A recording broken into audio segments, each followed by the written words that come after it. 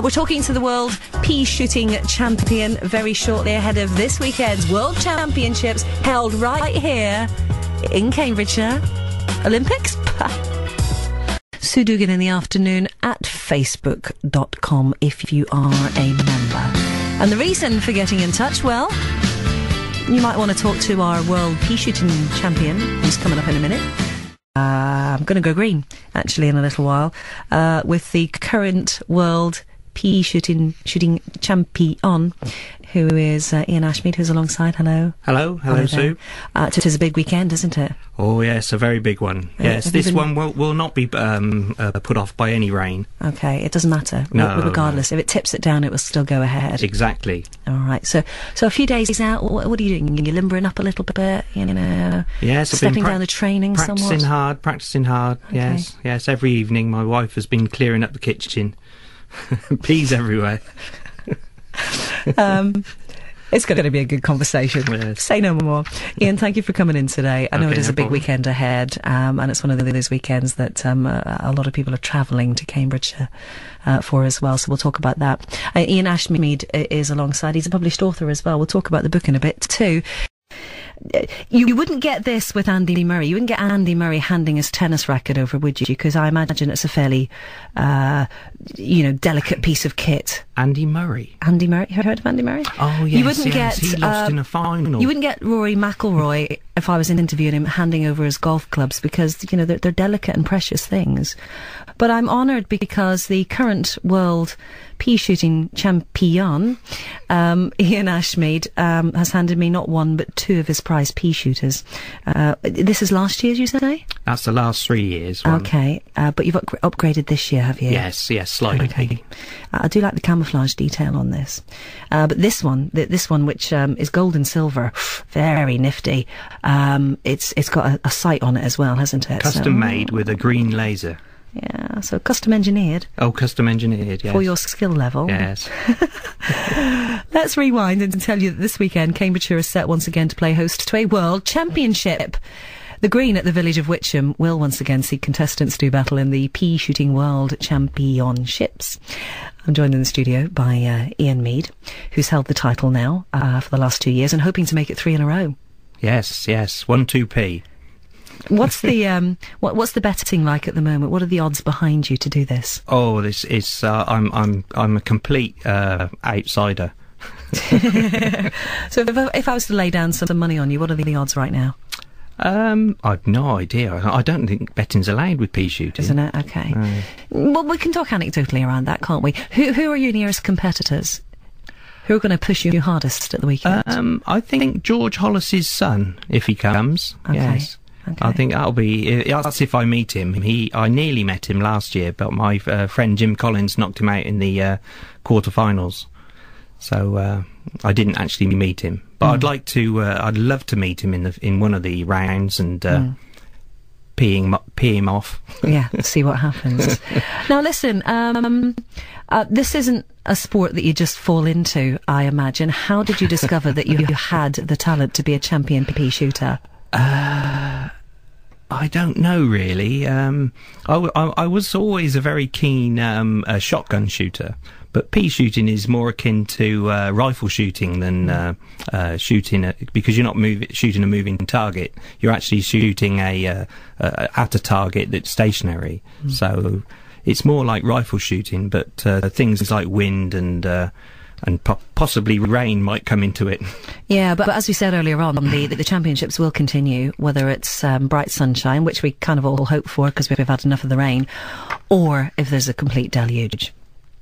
I believe so. It's been going, it's this 42nd year this year, and I don't believe it's ever been put off for any reason in those 41 years, so... I'll be surprised. So tell us about the tradition of it then. Has the sport changed much in those 40-odd years? Well, maybe technically it's become a bit more. Yes, like Formula One. Really, they do change the rules every year, or they try to change the rules to stop people from maybe doing things that are slightly illegal. I believe there's a big rule change this year in the children's competition. But I'm not going to tell you what it is. But it is in my book. Okay, which we'll talk about in just a second. In fact, I've got the rules in front of me here, actually. You're not allowed to share your shooter with any other contestant. No. But who would anyway? Well, no, again, I mean, it's bespoke, it's personal. Exactly. And very much, not something you'd want to share around anyway. And it can be made of any material. Yes. I mean, the ones you buy on the day are plastic, and mine was actually the same as the standard plastic one, but it was actually inside a metal tube. But I only put the metal tube on so I could mount the laser on the metal tube rather than crush the plastic tube. Okay, so and this is quite heavy. This is quite weighty. This one. Yes, well, it's better to try and keep it as stable as you can, because as you blow into it, it does tend to lift up. So, which again, then you can miss a score. Is that why it's kind of weighted at this end as well? No, that stability. That's just the fact that there's a huge laser on the front. Oh, okay, that's what that is there. Okay, peas must be fired by blowing from the mouth. Yes. I can't imagine what other options there would be, Ian. Well, there has been speak of people blowing, pumping up air containers and then letting that off at a constant pressure, rather than actually blowing, from your mouth. That's not in the spirit of the World Championships. Well, if it's in the rules, I mean, if you can just bend the rules slightly. I have a monopod, well, basically it's a stick actually that I rest the pea shooter on, which hasn't been banned yet. I thought that might have been banned.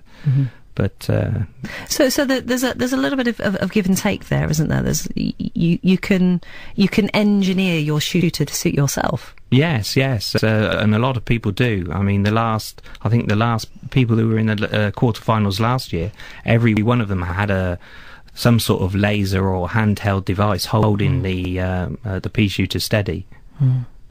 But the thing that is across the board for all of the competitors is you have to use the peas provided on the day, and we're not talking about big amarafats here, are we? No, they're actually those have changed over the years. They are now, instead of being edible peas, which were quite large and the shape, the roundness of them was a bit variable.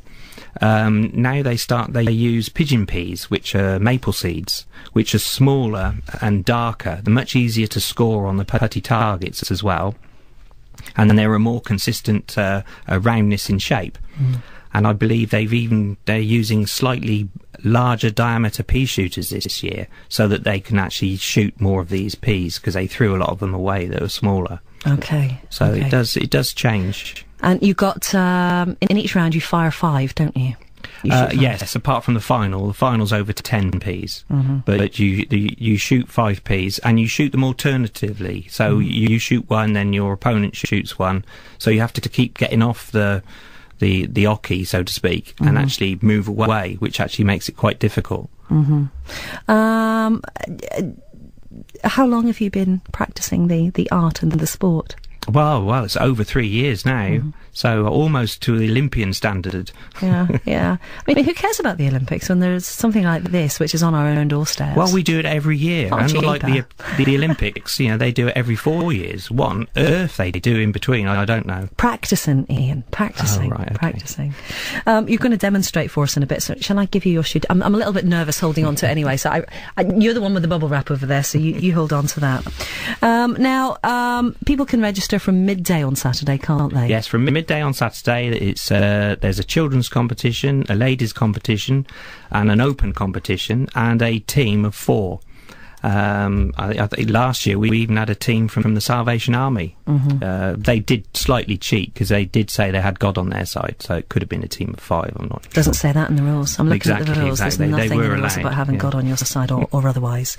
And you are also participating in the team version, aren't you? Yes, I'm in the current reigning team champion as well. So yes, and it's a good practice to be in the team before the individuals. And the idea is to shoot the peas closest to, a bit like, I guess, in darts or archery, you're shooting as close to the target as possible. Yes, there's a target 12 foot away. There's a target with 3 rings. The middle ring is what we call the peas eye, which is 5 points. Then a middle ring 3 points, and an outer ring 1 point. And everybody that comes and arrives on the field shoots 5 Ps, and the top 16 scores go into a knockout, and then it's a knockout competition head to head with the other people. So actually to qualify is actually quite difficult sometimes. The more people there are, the higher the qualification score is. What do you think the technique, the perfect technique is? I don't know if it's lung capacity, if you're able to draw a deep breath and push out a deep breath. It's trying to keep everything a constant.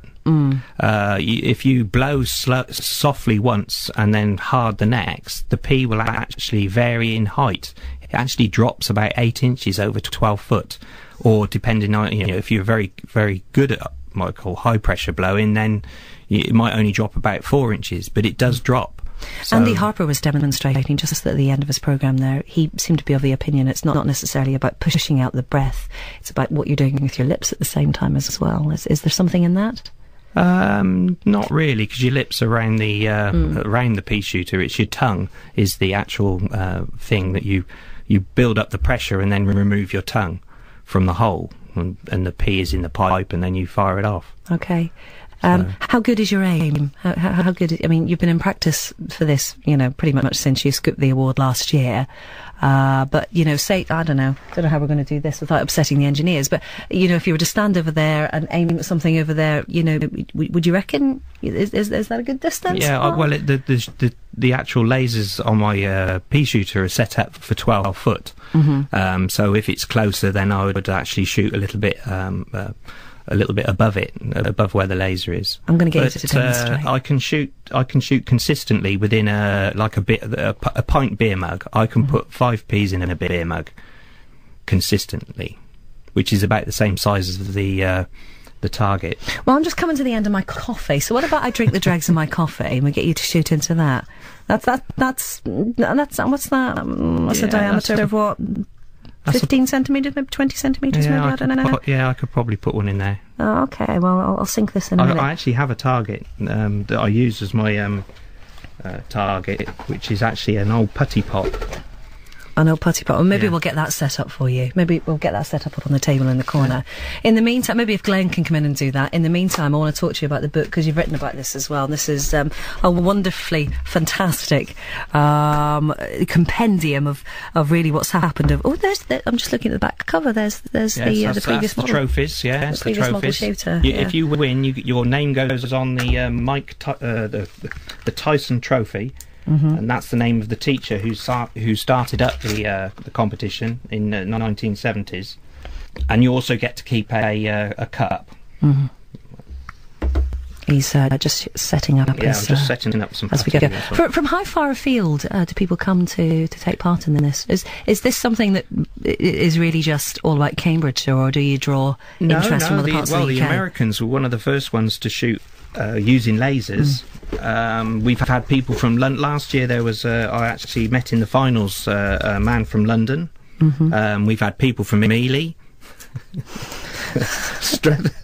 Streatham. That's travelling distances, vast distances, in order to take part. And actually, this has its basis in something. I mean, I don't know that pea shooting could be used in anger in a wartime situation or anything like that. But if you think about cultures from around the world, yes.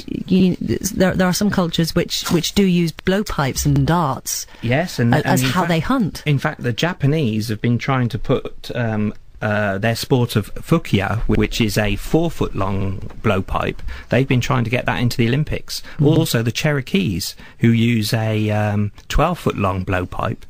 So really, if they get theirs into the Olympics, then the pea shooter, the 12-inch pipe, would be like the 100-metre of the blowpipe sports. Yeah. There's some photographs in this book that I'm looking at of Sandra Ashley, former women's and open world champion as well. Yes, and apparently... There are some noted names in here, aren't there? Apparently, Sandra Ashley, she's actually in the Guinness Book of Records for the woman who's won the pea shooting the most times. Also, they had to change the rules because she was allowed one year to go into the ladies' competition and the open, and I believe she won them both that year. So they had to change the rules and stop. If you go into the Open, then you have to stay in the Open. Mm-hmm. Yes. Okay. And as I said earlier on, the rules in this competition are very particular indeed. What other rules are there? Yeah, we've talked about the rounds as well. Is this mirrored anywhere else in the UK? Are there kind of I believe lower level competition on a county level? I believe there's a competition in the in Wales, but it's not the World Championships. And I believe somebody holds a competition in America, but again, it's not the World Championships. Just like the World Series in America, you know, it doesn't leave of America. But although they have just only American teams, but we allow anybody to enter the World Pea Shooting. So you never know who could turn up on Saturday. Anybody can turn up on the Field of Dreams and walk off a world champion. Now listen, on BBC Radio Cambridgeshire this afternoon, I think we're going to do a first. We are going to, well, I say we, Ian, because he is the master at this, will shoot some peas for us at his target, which is a putty pot, which we've we've set up our target. Would you like to have a go first? You know, again, using Rory McIlroy as the analogy here, I wouldn't want to swing a club in front of him because I'd embarrass myself, wouldn't I? Oh, well, okay then. Well, you show me how it's done, and then maybe I'll have a go after. Pass me my green. Sorry. This is the last year model, which I shall hand back to Ian Ashmeade, who is the current world pea shooting champion. The green in the village of Witcham will see battle commence from just after midday on Saturday. He's taking aim at the moment on BBC Radio Cambridgeshire. Look at that. Ooh, just slightly above. Okay. That was slightly off target then. Spot on. Right, Spot on. Yeah. Not quite in the middle though, it's a little bit out. Yeah. I think the distance is a little bit less than 12 feet, so it's slightly out, that's why. This is BBC Radio Cambridgeshire, where we are undergoing a demonstration of World Championship level pea shooting this afternoon. And with his fourth shot, I'm afraid that's a miss. That would have been a 3. That would have been, yeah, you reckon? I think this is the... Oh, that's a bit better. How true is that? So that would have been 15 and that would have been 21 score. Okay. That would have been okay. So come around here and demonstrate for me how one shoots peas. You say it's all about, you know, forcing the air out with your tongue. Yeah. So you're not necessarily drawing deep breath, are you? No, it's just keeping the pressure up in your stomach. Okay. Let's see if we can do this. May I borrow? Yeah. May I borrow? Is there a pea handy? Could someone provide me with a pea? No, don't take them off. Don't take them off there. No, we need that as evidence, don't we? I feel a Facebook moment coming on. Where's the one that went pinging? Where's the one that went pinging? There you go. Yeah. God, the cleaners are going to love us later, aren't they? Well, my wife complains like mad because sometimes I actually practice in her shop. And there's peas everywhere, and she really does look shit. Oh, I can imagine. Yeah. So, hello, Claire. By the way. So what am I to do in this device? Where do I place the pea? Not that end. That's the pointy end. Oh, okay. That's the laser. See, end. there you go. If you look into the rookie error already. Yeah. So it's in this end here. But basically, what you do, what you need to do though, is you actually need to place it in with a slight piece of spittle. Spittle. The reason for that is if you tip that up, the pea will roll down the barrel halfway down, okay, and so then you'll fail. Let's remove the pea. Yeah. Okay. So that's it. Put the pea in the mouth. Okay. Oh, I see. I mean, that gives it a little bit of friction, doesn't it? That's right. And then basically, if I switch the laser on, there you go. Wherever that red spot is in theory, that's where you should hit. There you go. You hit the door. I did hit the door. I was aiming for the door. That's all right. That's exactly. Should we get Glenn in? I'll aim at him. What? No, you'll have his eye out. I'm just kidding. That wasn't bad actually for a first go, I thought. No, you could do well. In fact, the lady who won last year, she had not pea shot before, and she actually walked on the field of dreams, and she came off a world champion. We're going to pop up some pickies on our Facebook page in minutes, but whether you consider this to be a great giggle or otherwise, Ian and colleagues do take it terribly seriously. So if you do want to take part, no, we don't. We don't. If you feel that you want to take part this Saturday, registration is from midday. The competitions begin at 1 o'clock, and there's all kinds of other things around it as well, isn't there? So report back to us on Monday. Let's see whether or not you'll still hold the crown come Monday. Monday? Oh, I'll be, where is it? I'll be having lunch with, Mel and, what's his name? Gino and Mel. I'll be having lunch with Gino and Mel Monday. Will you? Yes. Right. ITV, unfortunately, not BBC. Give us a buzz in the morning. Let us know how you got on, Ian Ashmeade, who's been with us today, and I presume you'll be flogging copies of It's Only Pea Shooting as well come Saturday. That's very expensive, but there is an Amazon version, which is only £2 and 5p. Okay. All proceeds go to the village hall. Absolutely, as it should do. Ian Ashmeade, who's been with us today from Haddenham, Saturday midday on the green at Witcham. Be there or be square. And I love the mascot as well. That's fantastic. Sue Dougan on BBC Radio. Photographs and a little bit of video, which will pop on our Facebook page in a little while. On BBC Radio Cambridgeshire this afternoon. It's safe to say that Ian at the moment is on a bit of a, what do we say, purple patch? He's having a green moment with his peas this afternoon. You can see evidence of it on BBC Radio Cambridge's Facebook page. Sue Dougan in the afternoon very soon.